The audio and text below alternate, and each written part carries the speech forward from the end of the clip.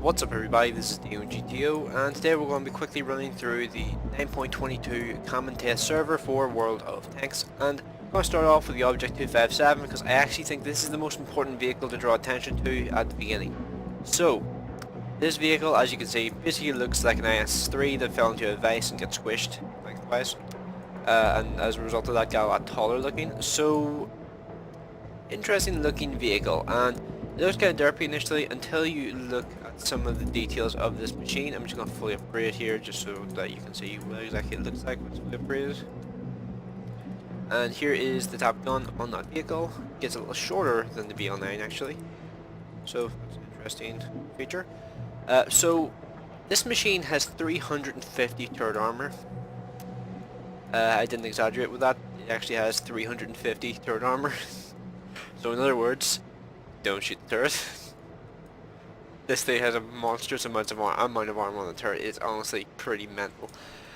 And depending on how good this actual hull ends up being, this machine could be horrendously overpowered. So there's one fatal flaw that I've noticed that most machines, well, there's one fatal flaw that most machines have that this one really doesn't have. So what do you notice about the tracks? They're pretty much all below the tank. And what does that mean? So, unless they're going to model this as part of the armor zone, which I really doubt, because I don't think they've ever done that, there is no way to track this vehicle and do damage. From the front at least. That's an interesting feature. I have never seen that on a high tier vehicle. I've seen it on things like the RL-44 and the Churchills at low tiers, but high tier wise, I have never seen that. At least I can't think of another vehicle that has this sort of feature. So yeah, this thing is going to be interesting. I'm going to leave it at that. It has a very powerful, potent gun as well. Not too bad for reload either. It all really depends on how good the hull armor actually winds up being, because it looks like it has a big spaced armor slab here, has pretty good angling on its pike nose, has what looks like a pretty big lower front plate, but who knows how well armored this actually is. If this was to go off of it, like if it's actually like this long, then it's probably pretty thick. So yeah, this thing could be a bit of a tier 9 monster, and may actually be a downgrade to go for the IS-7, if it's as good as I'm potentially expecting it to be. So as for the T10 and the Object 432, going to leave those out because those don't have their tier 10s yet, and they could change whenever their tier 10s come along. So yeah, going to leave those out for now. Going to just talk about the Object 705 next. So 705 is the tier 10 for the Russian Super Heavy line. It has 2,450 health. Seems like it's going to have pretty monstrous armor. I mean, just look at the turret, even though the turret's actually worse based off of the numbers than the Object 257, which really puts 257 in perspective, because this is actually a really strong looking turret for what the tank's like. And it also has this really cool looking like AA arrangement here on the back, which I think actually looks really awesome. So I actually kind of like that there. I kind of want it just because that there looks pretty damn cool actually. So yeah, it has a 152mm gun with 650 alpha, the second highest alpha of a normal firing AP firing vehicle at tier 10, with the highest being the 100, not counting things like the Type 5 heavy STARP gun, because that doesn't count. That's not a AP cannon, that's HE cannon. Meanwhile, Type 5's 140cm gun, or 140mm gun, that one is only doing 600 alpha shots, so it's actually pretty significantly worse than this gun when it comes to the actual raw damage output, and in terms of the penetration as well. So yeah, 256 pen, nearly as much as the IS-4. Pretty long reload, and bear in mind this is with some equipment, doesn't have brothers in arms, doesn't have any like food or anything on it, but yeah. This machine is looking like it's going to be pretty powerful, and also just going to draw attention to the part to weight ratio. This is going to come important later. I'm going to reference this in a couple minutes. So 14.9 part to weight ratio, just keep that in the back of your mind. I'll get back to it in a minute. So Object 705, the actual tier 9 version. And also something I actually forgot to mention about the tier 10. Looks like there's an absolutely gigantic spaced armor zone on the side, going by this little rip in the armor here. That tells me this is spaced armor for this entire length of this vehicle. And this it looks like about a third of the upper, well, about 2/3 of the upper hull armor on this vehicle is going to be spaced armor. So yeah, that's going to be fun to deal with. And no actual numbers yet on what the actual armor values are going to be like on these vehicles. We're going to have to wait till Tanks GG updates for that. So that's the same for all these heavily armored vehicles, by the way. I'm just quickly running over the stats for them, not really going to be doing any in-depth like analysis of the armor or anything at the moment. I'll come back into that later. So as for the Object 705, it can use the IS-7's gun, which means if you have the IS-7 unlocked prior to patch 9.22, you will get the grinding gun, the BL-13, and the IS-7's gun unlocked on this vehicle instantly, and you will have a much easier time getting through this vehicle, I would assume. And just mention the BL-13, looks like it's going to be a pretty usable gun on this machine. It has a higher DPM than the 130mm, has better accuracy than the 130, and the only thing it really lacks is its well, raw alpha damage. So yeah, it definitely does seem like a viable option because it does have pretty much all the things you would really want. It only loses like 2 penetration, and that really isn't that much to really worry about whenever you're dealing with a vehicle like this one here that's going to be playing point blank range most of the time, because that's the whole purpose of these vehicles as far as I understand. It's kind of like an assault machine. So yeah, looks pretty cool, looks like it could be pretty powerful. Although I just want to point this out here, it looks like the turret is like an enlarged IS-3 turret. It looks like it's just been stretched over the entire like turret ring. It looks kind of bizarre looking, but yeah. Then I go on to the ISM, and the ISM I actually think is incredibly interesting because if you look at the armor values on this vehicle, if this thing has 120 side armor all over the side, this thing is going to have monstrously good side armor for tier 8. This thing will be unchallenged in terms of side scraping in tier 8 because it has a rear mounted turret and because it has 120mm of side armor. If that is legit 120 all over the side, this thing is going to be a monster. Also, I would assume the 130mm of armor it says here is only on the upper front plate. The lower front plate is probably a little better than that, but that's just my assumption. No, not confirming anything at this point in time. Turret also 250mm, so yeah, don't shoot the turret. Turret seems pretty monstrous, honestly. So yeah, that's pretty much a quick summary of the ISM. And one last thing I'm just going to mention is, well, the stock gun and the upgraded gun look literally exactly the same to the pixel. So yeah, be aware of that. You're not going to be able to tell which gun the person is using until, well, until they reload, because the faster firing gun is actually the upgraded gun. Now, the next thing which I think is pretty interesting is the Object 430. This thing has changed substantially. It has gone from 100mm boring tier 10 medium tank to being a tier 9 medium tank with a 390 Alpha 122. And my immediate thought was that, oops, I accidentally knocked over a beer can. That there, I was drinking last night and I forgot to put it away. I immediately compared this thing to the WZ-120, and the WZ-120, it only has 3 degrees of gun depression. This thing has 5 degrees. It also has a 2.4 second aiming time and 0.4 dispersion on this vehicle with no crew, no equipment, no nothing. So this thing, looking like it's going to be pretty powerful as a tier 9. So yeah, it's going to be pretty interesting to see how this thing stacks up versus WZ-120. WZ-120 I think personally looks cooler, but this thing could be a bit of a monster considering the gun depression, considering the aiming time, and considering this thing is probably meant to be pretty much a brawling medium.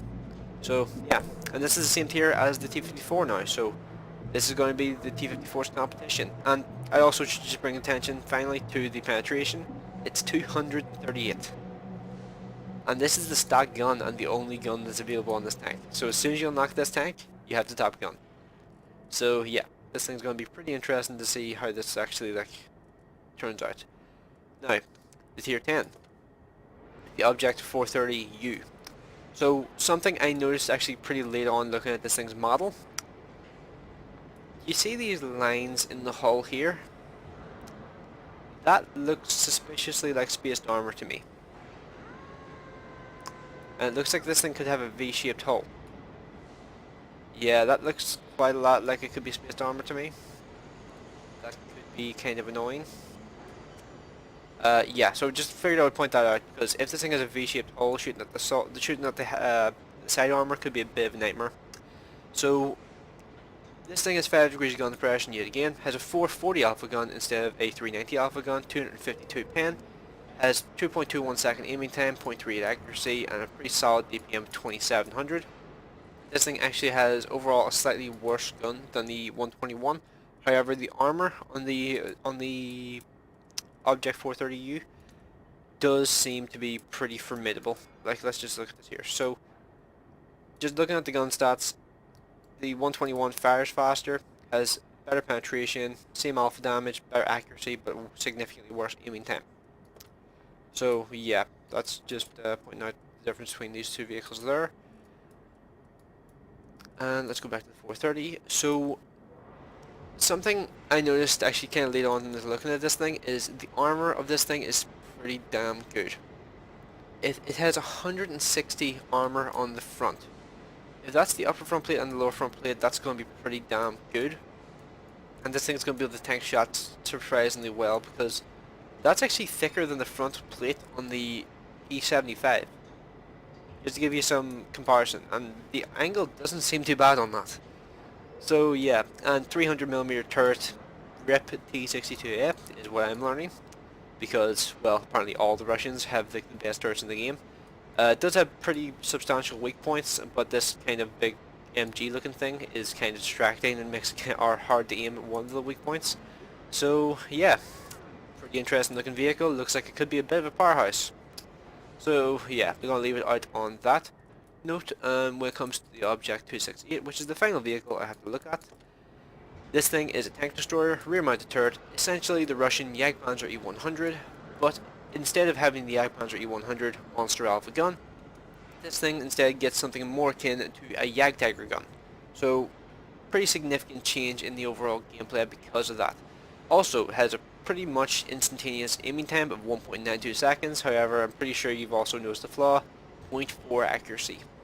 So they're pretty much promoting this thing as an upfront brawler, given that it has 0.4 accuracy, and also it only has 100 less health than the Jagdpanzer. And going by the armor stats, it looks like it could be pretty tanky. However, we don't know the upper front plate or the lower front plate armor thicknesses. If the lower front plate is garbage, then it could be very difficult to actually make full use of the armor on this vehicle.